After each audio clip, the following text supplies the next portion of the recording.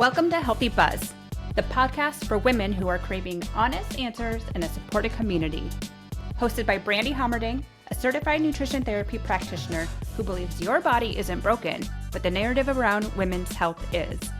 Each week, we're diving deep into holistic health topics, challenging the one-size-fits-all approach, and empowering you to trust your own informed intuition. Get ready to feel seen, supported, and seriously informed. This is Healthy Buzz, where collaboration meets unfiltered transparency in women's health. Welcome to another episode of Healthy Buzz. Do you feel like you're stuck in a state of survival mode with an incredible amount of stress, worry, and fatigue? Today, we are breaking down the critical link between your nervous system, hormones, and fitness to show you how syncing your movement with your body's natural rhythms is the key to improving energy, digestion, and stress resilience. And joining me for this conversation is Madalyn Baer of Wise Bite Wellness. Madalyn is a gut health and fitness coach who helps women who tend to overthink, overdo, and feel stuck with fatigue, bloating, and anxiety by reconnecting them to their body's natural rhythm. Her approach blends gut health, nervous system support, and cycle-smart fitness so women can regulate stress, balance hormones, and finally feel at peace in their bodies again. With over 8 years of experience teaching barre, kickboxing, and strength training, Madalyn created InSync Fitness, a nervous system-safe approach to movement that flows with women's hormones and energy levels. Madalyn, welcome to today's show. Thank you so much. It's so great to be here, and I'm looking forward to just chatting with you.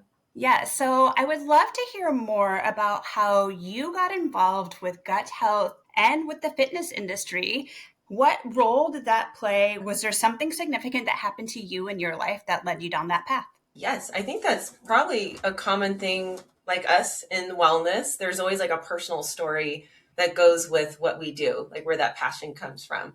And my family was always health conscious. My dad was diagnosed with cancer like early on when I was in middle school, I think. So health was always top of mind, but really when I turned, like 25 was when I started to have all these digestive issues.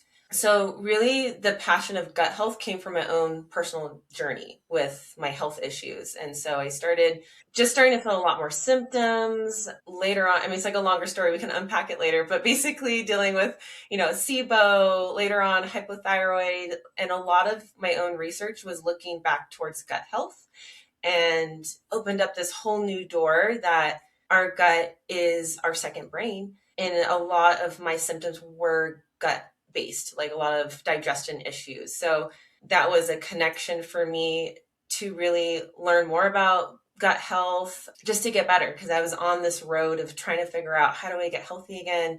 I was seeing conventional doctors, but pretty soon kind of ended that lane. It was going to be medication. So I started looking elsewhere and started learning more about functional medicine and just like different ways that I actually had control of supporting my body. And one of which, the first thing I really got into was fitness. Like I always felt really passionate about moving my body. It was when I felt stronger, even when I had chronic illness, I felt stronger when I was working out. There's a little caveat, I was working out too much. But yeah, so I became first certified as a fitness coach, and I was taking Taibo classes. I don't know if anyone knows Billy Blanks, but I was taking those classes, enjoying that, and then got certified, was teaching those, and just that kind of started the ripple effect of teaching fitness classes. And then later on down the road, I got certified as a health coach. But that's kind of like the snowball that rolled down the hill. It just started with my own passion and wanting to understand what I can do for my body, and then kind of the rest just followed. Yes, I do want to unpack that a little bit more when you said that like there was a caveat of maybe working out a little bit too much. Do you mind sharing a little bit more, like what was the revelation around that? Because I find that like for a lot of women, it's this very fine line that we walk of like movement is good for our body, but at what point does movement become an additional stressor on our body? Right. Yeah. I listened to your podcast before, and I know you talked about this before, and there's a lot of pressure or just media out there that it's, count calories and be consistent and work out, and then you'll get the reward. And so it was very much of a like reward system, like food became that, fitness became that. And what I mentioned in like this story of how I became what I do today there was definitely that initial passion for fitness and food, but I took it to the extreme where I was like working out 2 hours a day. I was working out very intensely with all of these digestive issues, hormonal, anemia. I went to a dietitian at one point. She's like, I'm surprised you even got here today because you're so anemic. And here I am working out super hard and just it's making things a lot worse. So for me, and I think for many people, there's always something underneath certain habits or patterns.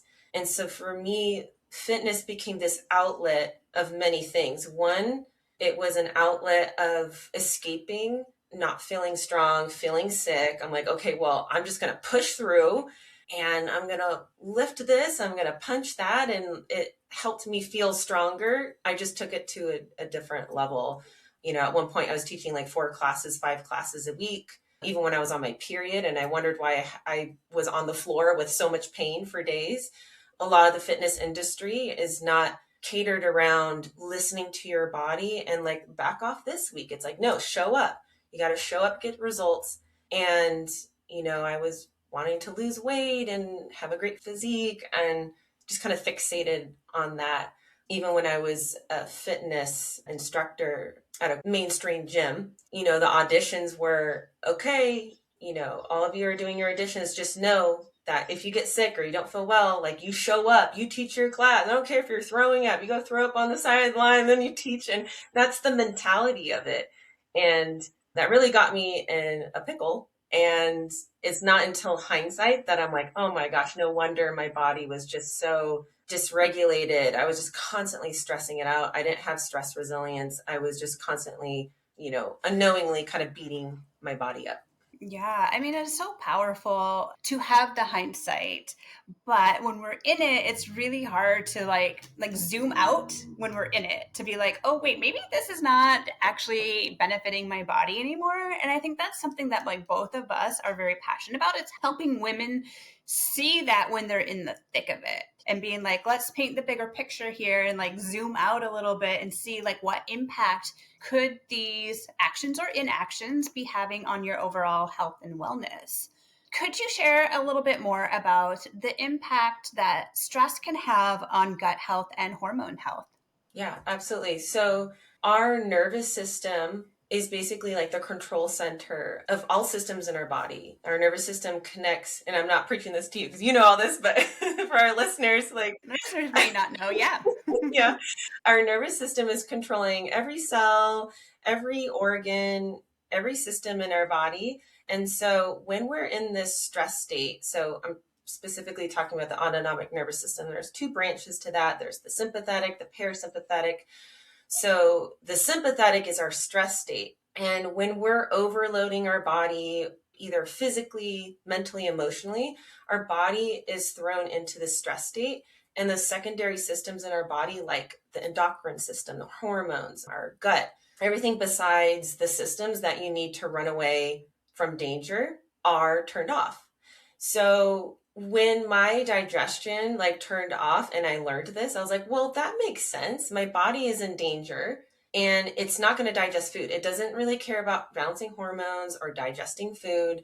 It just needs to run away. I'm doing like air quotes from that danger. And in today's world, we have so many of these dangers that are just perception.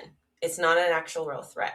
So how that really like ties into everything is that we can be eating super clean. Like this was my story. This is so many clients I've met with, just people in general. It's like we're trying so hard. We're eating super clean. We're working out. We're doing all of the things that we think we're supposed to be doing, but we're not really seeing the results, or we might be feeling worse. And all diseases, all symptoms are really stemming from a system that's stuck in survival mode in this place where we cannot repair. So the only time that we can repair is in that parasympathetic. So a lot of training later down the road that I did with nervous system regulation just started to really click, like what was really going on, because I had a lot of questions that were unanswered. And so once I learned about the nervous system, everything started to make sense. So that was kind of like the big revelation to this decade-long journey of dealing with my conditions. Yeah. So to kind of recap this, something to like think about is when your body is in this constant fight or flight state, whether it's from overworking out, working out can be a positive stress on the body, but it can also be a negative stress on the body if we're not giving the body enough time to recover. We're undernourishing, we're just like go, go, go all the time. Big stress signals to the body when that happens. But then also, we have like, there's other things that cause stress. I mean, right now in Washington, everything is flooding. That's stressful for the people that are experiencing that. There's holiday travel coming up. That can be stressful for some people as well.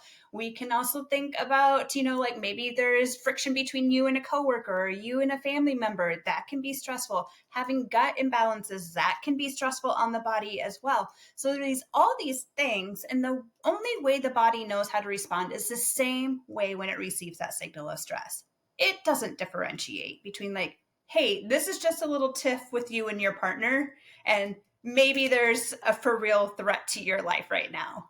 It's going to send that same signal through the whole system. It's going to activate that, cortisol to get pumping through your veins or through your system so that you can run from the threat. And so it's shutting down everything that is non-essential. It's not essential for you to lose weight when you are in a stressed out state.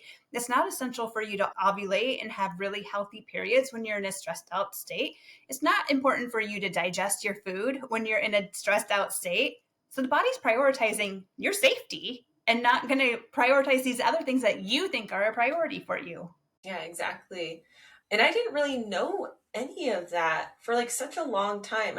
I think it's now coming up a bit more. Like I hear, I don't know if it's my algorithm or not, but like I see things of like nervous system and stress. I'm like, that's cool. It's becoming more prevalent.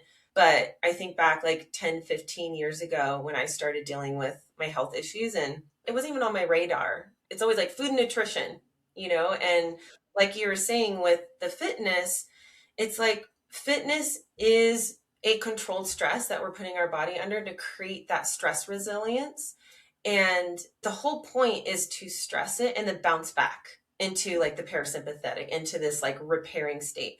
But if we are bombarding, it's almost like a glass of water, and we think about filling up that glass with stress, what our tolerance is the size of the glass. If we're starting to fill that water glass and it's like our blood sugar is causing physical stress, and then, we're at a job that we feel like we're not enough, and it keeps poking that deeper wound of like everything I try to do, I'm never enough, that fills it up. And then it's like mentally, you got so many things to do, maybe overloading your schedule. You have a busy schedule this coming up week, that adds up too. And then you throw the fitness on top of it. And that's kind of what I was doing. I was like, let's just do a 2-hour workout, on top of like, and these chronic illnesses, which is a lot of stress on the body, and there's no bouncing back. There's like more stress from the fitness. And I was like going all out, and it's like my body could never come back down. It was just like cortisol until I completely depleted all the cortisol, and I was having a lot of fatigue. So like my approach after all this understanding of nervous system is like, we have to really be checking in all the time with our body, even though like you were saying, like, but we want this, like, I know what's best for my body, but actually your body is really giving so much feedback all the time, every single day, every single moment of what it needs. And we just have to start to learn our own nuances from our body, what it needs. Because at that point, just for example, I could have just been doing longer walks. I could have been doing maybe some classes here and there, maybe more like bar and yoga flows, and then just allowing my body to be able not to add to the stress, but kind of like reducing it, which is kind of like a new approach that I was bringing to fitness later down the road when I got healthy. I think with fitness, it's just a lot like everything health and wellness related that is so nuanced. We have talked about on this podcast before about picking up heavy weights, but if your nervous system is not ready to be picking up heavy weights, we need to do a lot more low intensity restorative type workouts. Those are going to be way more beneficial to you than picking up heavy weights and throwing them around. So it's so nuanced that we need to redefine what fitness means for each individual person. Right. Absolutely. And even, the work that you do with like nutrition, it's like, and, I also talk to people about lifestyle and et cetera. It's like, if there's a listener out there who's like, well, then how do I know what to do? Let's just say you go try a class and you're lifting heavy and you're super sore, takes you days to recover, you're super fatigued, maybe you're just not feeling good. That might have been too much for your system. So in order to increase the energy and kind of heal what's underneath and going on, you can back off on the fitness. Doesn't mean just like get rid of it, but think about those more gentle things and then start looking at the nutrition, see how to like support your body. Are you getting what you need? Are you getting enough sleep? And kind of working a little bit deeper on some other things while maybe you back off on the like intensity or duration of the fitness. And then as you start to use those different tools to help bring up the energy, like, repair whatever needs to be done, then you can start playing with the fitness. It's almost like a scale. So it's not like getting rid of fitness, it's maybe dialing back and then dialing it back up. But it's like you're saying, it's so nuanced and it's meant to be flexible and fun instead of this like rigid, like, here's your plan for the next year, of like discounting like any, stress that might go up, responsibilities or whatnot.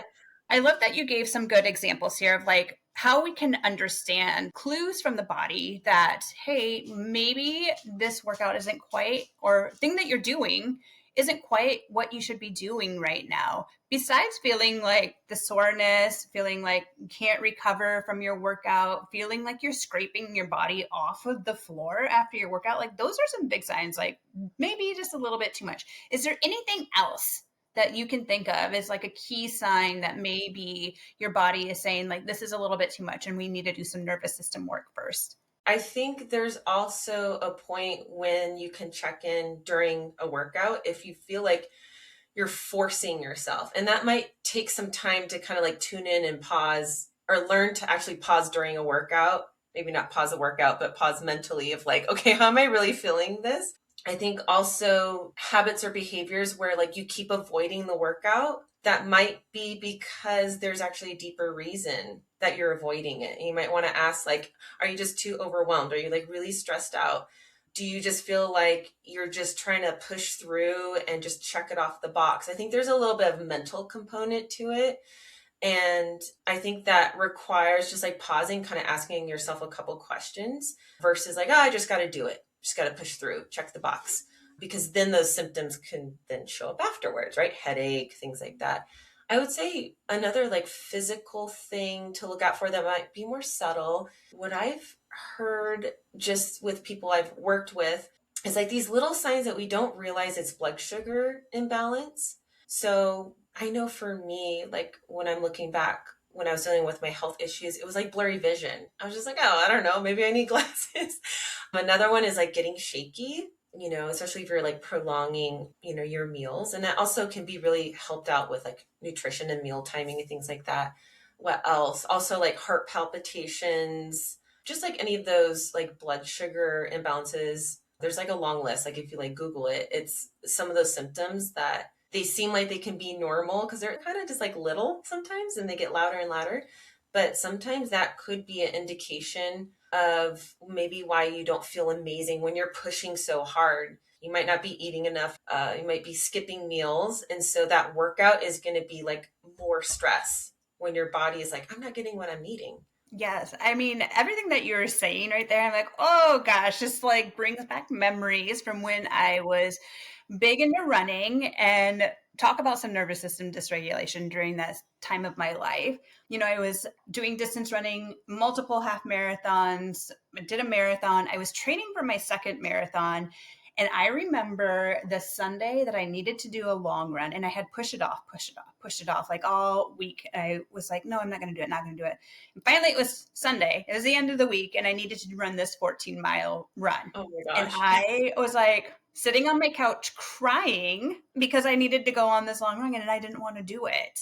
And there's huge signs that, one, I was pushing myself to do something that maybe I didn't enjoy as much as I was making myself believe I enjoyed. Now, I did enjoy running, but maybe not those long distance. And that's a really taxing thing. The other thing is I was definitely underfueling my body during that time in my life, I was working a very, very stressful job where I was working like 50 to 60 hours a week, and I was not sleeping appropriately. So my body was like, hey, this is too much. So that was like huge warning signs. And on top of that, I had the worst GI symptoms when I would be on my long runs. Like I needed to make sure there was a bathroom on my runs. This is another huge sign of some nervous system dysregulation if you have a lot of GI issues.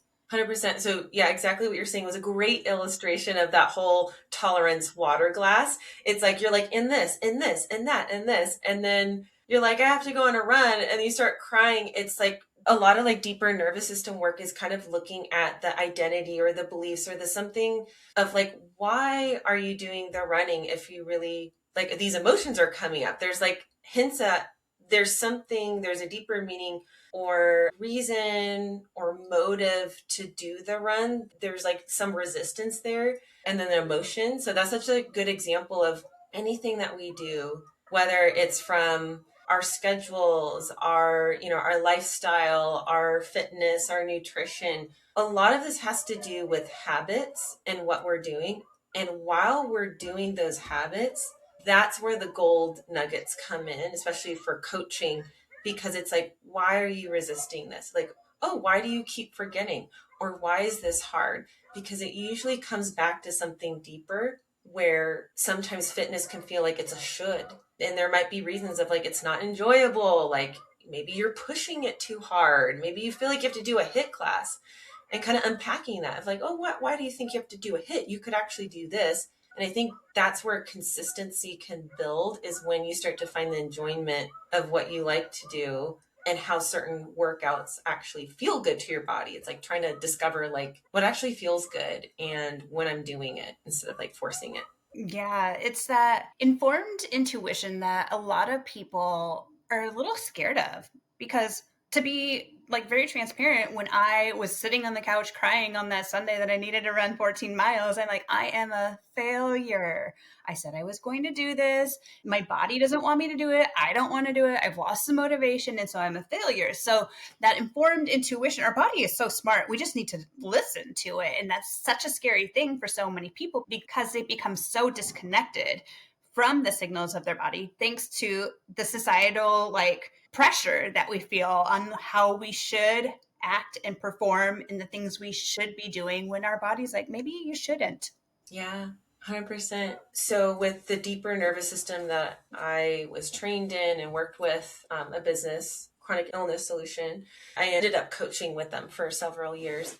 And everything stemmed back to like an I am. It stemmed back to some kind of identity that we were trying to protect or validate or like reject. And so like you're talking about like the failure, I'm like, for me, it was like, I'm not enough. And so when I could work out 2 hours, I'm like, oh, I got an A+ on that, and I was ignoring all my body signs. But that was a lot of the motive of a lot of things that I did. Disregarding my body was like, okay, am I enough? Am I enough? Am I going to get A+ on that? Am I going to, like controlling food to the minimum and restricting because I'm like, I'm going to do good on this and I'm going to perfect it. So it's such a huge driver that when we're coming from that approach of protecting this like wound, we're in that survival program. We're in that survival like patterns that aren't really serving our body versus supporting in the way that it really needs to be in that like restorative mode. Hey, Healthy Buzz listeners, are you feeling like you're constantly struggling to hit your protein goals? Like, you should be getting more protein for energy, muscle support, and overall well-being, but you're not quite for sure how to make that happen without sacrificing flavor or other important nutrients. I get it. That's why I created the High Protein Power Plan, a delicious and easy to follow 7-day meal plan designed specifically for women who want to effortlessly reach 130 grams of protein or more every single day. Head on over to bcw.becollectivewellness.com/high protein recipes to download your High Protein Power Plan today. I want to shift a little bit into like cycle syncing, because I know there can be sometimes a lot of controversy when it comes to cycle syncing in our health and wellness space. There's people that live very passionately in either camp of like it's beneficial and some that say like there's no evidence to support it. But I think, again, that comes down to that really informed intuition and what your body is telling you. Can you talk to us a little bit more about like hormonal fluctuations and how they can impact your energy levels? Yeah, for sure. That was actually really interesting to me, like discovering that there was like a couple camps for cycle syncing. I was like, oh, people just like embrace it. And I was like, oh, there's people that don't. And I think what I was gathering is that if you're looking at cycle syncing very black and white, you're like, oh, but that's trying to put women in a box, right? Like, what if I want to work out hard and I'm in my luteal phase? And everyone's so different. But I don't, maybe just from my understanding, I don't think cycle syncing is trying to put people in a box. It's just trying to give understanding and patterns and what you can do with those patterns with different like tools like nutrition or fitness and kind of fit in to help work with your body. So there's that. Let's talk about the phases of the menstrual cycle. For those that may not be familiar, let's first describe what those are, kind of what maybe is happening with the body. And then we compare that with like how movement can differ between the different phases. So the beginning of a cycle, we have the menstruation. So the first day that someone has their period, that's their menstruation. And that's where energy is low. The body is literally detoxing and getting rid of cells. So that's that part there. After that is the follicular. And this is where estrogen starts to rise. So typically, I say typically because everyone is different, and it also depends, like if someone has symptoms or chronic illness, these patterns might be shifted. So for someone who has a healthy rhythm, they're going to experience an increase in energy up until ovulation, where this is where the egg is released, right? There's more energy. And typically, like with fitness, ovulation is when you can like push harder, you can lift heavier, there's more energy. Then in the luteal phase, this is where progesterone raises. So energy starts to dip and then goes right back into menstruation. So how this like really pairs with fitness, if you're looking at this pattern as like a general for someone who follows these patterns, is going to be menstruation is when you just want to support the body with like recovery, stretching, rest, like even no movement, walks, whatever feels good at that point. In that rise in energy with follicular, that's where you can start to ramp things up. Like I say, like anything from like bar, even yoga, like hot yoga, like it's ramping up a bit up until ovulation, that I mentioned, that like lifting heavier.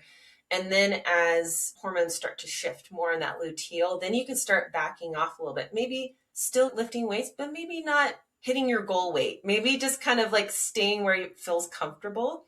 Also just mentioning that, again, like nuanced, everyone feels very different. Like for me, ovulation, I always get like a little ovulation pain. I'm not lifting super heavy. And sometimes on my second day, more like third day of my period, I feel my energy start ramping up. So I think everyone will have different kind of shifts that once you start picking that up, then you kind of know, like I know for me, I'm like, okay, by day 3, 4 of my period, I'm going to start ramping it up. Okay, it's not in the box of the menstruation where like you're not supposed to lift a weight. And, so I think as long as we come with an approach of this is giving us informed patterns and, oh, this is what fitness could look like. And then you get to kind of just play with it. It's not a box to fit into. Yeah, absolutely. I think for me, when I learned more about how energies shift through the menstrual cycle, because we have these shifts of hormones as we go through the different phases are happening because of different big hormonal shifts that happen in that phase to trigger the next event kind of that happens. And I think for me, what I really took away from it is like, the opportunity to give myself permission to be like, it's okay that I didn't hit my fastest mile in that run, or that I needed to scale back on the number of reps that I was doing at the gym, or maybe I needed to up my weights. Like the first round of weights in this class, oh gosh, that felt really easy. I could lift heavier, right? It's getting that feedback from our body and being like, oh, that makes sense. Because of where I'm at in my cycle. Like that totally makes a ton of sense. So it's not like necessarily, like you said, this black and white that like, oh, now you're in your luteal phase and you should just lift really light weights and only do something that's really restorative, because you might be like, no, I feel strong today. I want to lift heavy, or I want to do the cardio today. I love that you said permission. Like, that's a word I use too, because I was just saying how there is some media out there that saying cycle syncing is trying to put women in a box. And I'm like, actually, at least for others that I've talked to and for myself, I'm like, it gives you permission. Like, oh, that's why I need a rest day. It's that permission of I can be slower and it makes sense and that's fine. I think that's just so huge when we start to pair this movement with our hormones and our energy, because one, it's permission, and two, that brings easier consistency. Like you're mentioning, it's like dreading or resisting the big workout you had planned and you don't have the energy for it. And you're just like, oh, I just really don't want to do it. But with this idea of matching your movement to your hormones and energy, then you're allowing that to guide you through. It's okay. You can back off a little bit. And so you're going to show up and you're going to want to show up. And that's really how I believe like consistency is built, is with that flexibility. It's not the should, it's the starting of the craving of like, I feel better when I move. And even if it's just a walk, like you're doing something and it's really good for the body and it doesn't have to look a certain way. Right. And I think this is really important to restate. I'm pretty sure we've said it on here before, but a walk is a workout. Yes. You don't need to like run to have it be a workout. Moving your body in whatever way, form, fashion that feels good to you is a workout. I remember for myself, I was like, oh, a walk is not a workout. Oh my gosh, it's so impactful. A walk does so many beneficial things for your body that it is definitely a workout. Even yoga too. I remember I was doing yoga for a long time, but it was in the beginning. That's where I'd do the 2 hours. I'm like, it didn't count. And like, I mean, you're holding hard positions and, walking or yoga, like it's a workout. You're moving your body and same thing. I was like, oh, that didn't count. Just add on. Right. Because sometimes it's not necessarily for the gains in the gym, right? Sometimes our workouts are for the mobility, for our functional body. Like, can we do a squat down and get back up off the floor? Can we do things that functionally can support our body and our lifestyle that we want beyond just like, I can lift a really heavy weight? Okay, cool. That's good too. But like, in what ways does that transfer to your life and your everyday things that you need to do as well? Yeah, 100%. I think shifting that perspective that it's like not a means to end of like, okay, because I want to be thinner, I want to lose weight, or I just want to, some different motive other than it feels good. And I know that it's good for my body. And like you said, like functionally, when I started understanding like more about functional movement and fitness, I was trained in bar 3 and I would notice myself like picking up a box with like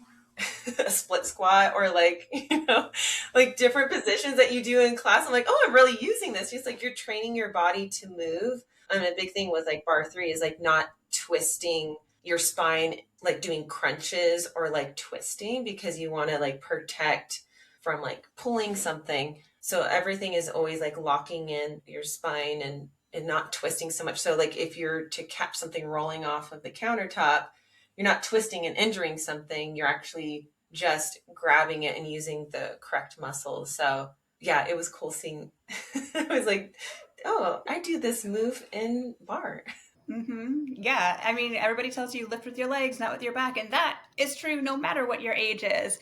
Yes. But it's super, super important. So back to kind of this cycle syncing. How does this impact the women that are going through like perimenopause and postmenopause who maybe don't have a regular cycle because of the shifts that are happening with their hormones? How can they still use these same principles when it comes to tracking their energy and their natural rhythms when it comes to movement and other lifestyle choices?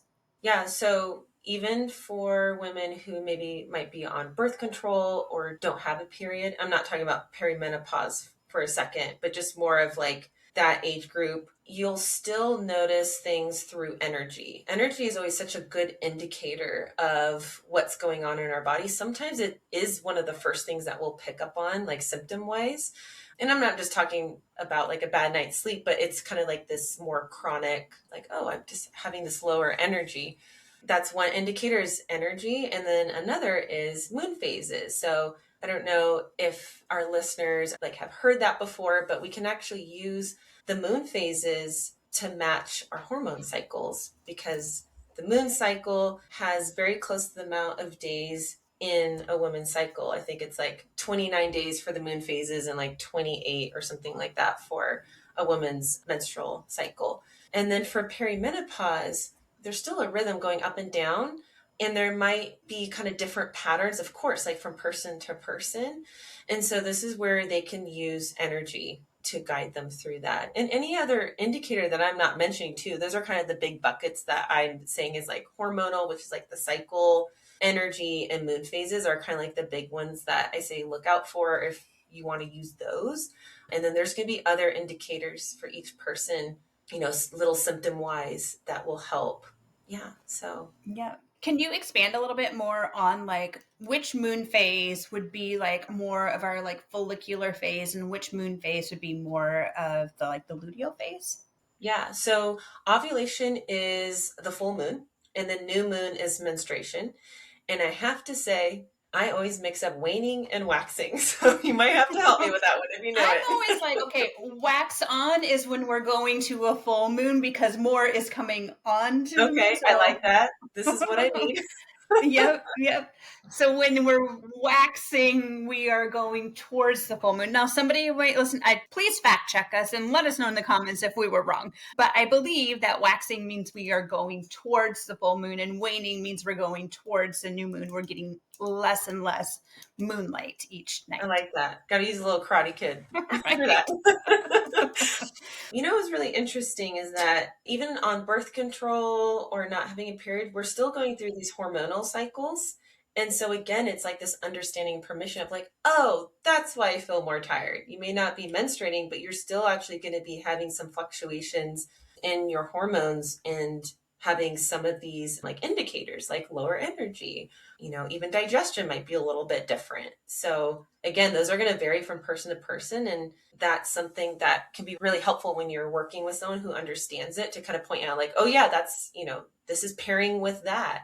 It's not random. Yeah, I think too, like when we think about human beings, particularly, well, just like everybody, nature in general, we have seasonal changes. So you might feel different energies in different seasons of what's happening. Like right now, winter, and I feel the wintering pretty hardcore here in Seattle where it's dark and rainy. And it's like, yeah, I just want to stay in. I want to hibernate like the bears right now. And then as spring comes, you know, people become more lively and they're outdoor more. And then summer where they have like usually a lot more energy. We're more social because the seasons kind of play into that as well. But then we also have our circadian rhythm. So each day we can have energy that changes throughout the day as well. Then we have the menstrual cycle. So we have this whole cycle of changing in energy throughout the cycle.